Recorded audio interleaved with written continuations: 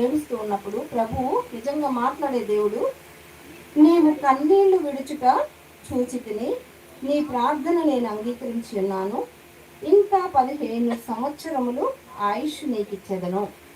ఈ మాట దేవుడు నాతో మాట్లాడుతూ వచ్చినాడు. నిజంగా ఆ దినంలో నేను చాలా దుఃఖంతో నిజంగా దేవుడు నాతో మాట్లాడాడు అని చెప్పి మరి ఎంతో నాకు చాలా అంటే ఆనందంతో కూడిన కన్నీటి బాష్పాలు నాకు వచ్చినాయి.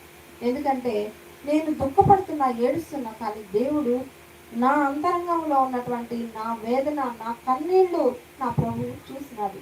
చూసి ఈ వాక్యం ద్వారా దేవుడు నన్ను ఆదరించాడు. నీవు కన్నీళ్లు విడుచుట చూచింది. నిజంగా దేవుడు నా కన్నీళ్లు చూచాడు.